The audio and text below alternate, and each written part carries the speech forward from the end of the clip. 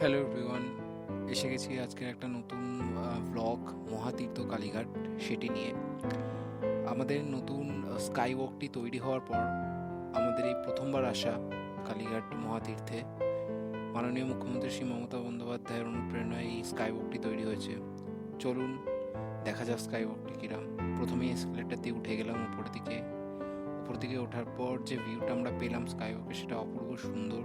সমস্ত bright light আর খুব ভালো করে ডেকোরেশন করা হয়েছে। স্কাই ওয়াকটি দেখে সবাইরই ভালো লাগবে। অ্যান্ড ইভেন এখানে শুধু স্কাই ওয়াকটা শুধু নয়, এখান থেকে মায়ের মন্দিরের একটা ভিউও দেখা যায়, মন্দিরের চূড়াটি, এবং এখানে কালীঘাটের ইতিহাস সম্পর্কে কীভাবে এই মহাতীর্থ তৈরি হয়েছে সেটার একটা বিবরণ আমরা এই স্কাই ওয়াকে একটা দেওয়াল চিত্রে পেয়ে থাকি। এই দেওয়াল চিত্রটা আপনারা দেখতে পাচ্ছেন এখানে।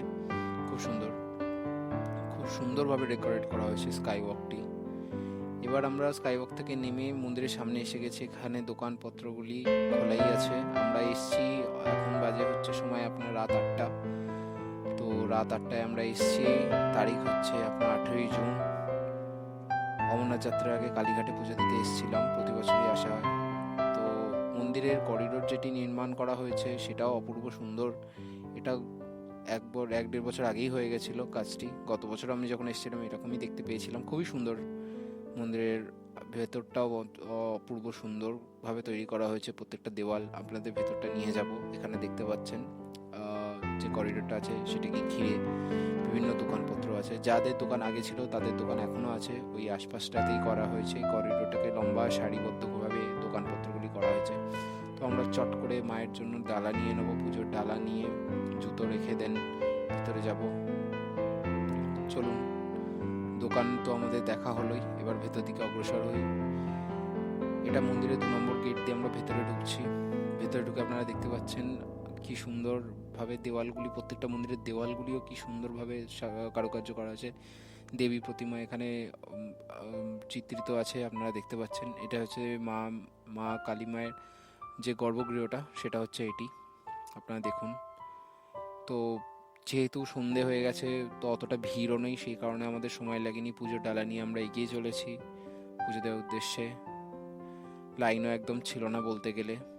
মন্দিরটা ঘিরে আশপাশে ছোট ছোট কয়েকটা মন্দির আছে, সেই মন্দিরগুলো আপনাদের দেখাবো। এটা যেমন নর্মদেশ্বর মহাদেবের মন্দির, তার পাশেই মা মনসার মন্দির। এই মন্দিরগুলো অনেক পুরনো মন্দির, কালীঘাট মন্দির যবে থেকে শুরু হয়েছে, প্রায় তার পরপর থেকেই এই মন্দিরটা আছে। যতদূর আমি জানি, আমার জ্ঞানত অবস্থায় আমি এই মন্দির যতবার কালীঘাটে এসে এই মন্দিরগুলো দেখতে পেয়েছি।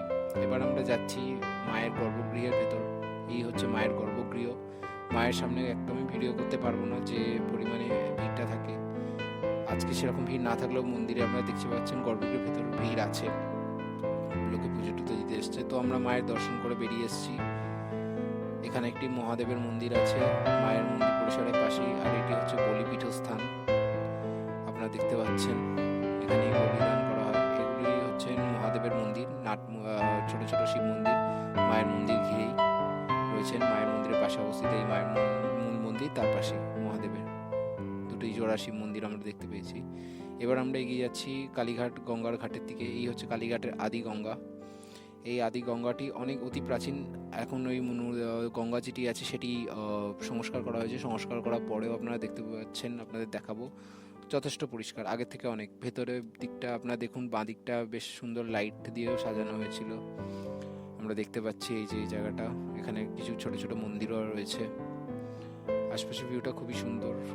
মায়ের মন্দির দর্শন করে নেক্সট আমরা যাব বাবা নকুলেশ্বর মহাদেবের মন্দির, মা কালীর যিনি ভৈরব, তার মন্দির। পুজো দিতে এসে ভৈরবের মন্দিরে যদি আমরা পুজো না দিই, তাহলে বলা হয় মহাতীর্থ কালীঘাটে পুজো দেওয়া সম্পন্ন হয় না। তো আমরা এখানে এসে জলাভিষেক করে পুজো সম্পন্ন করব।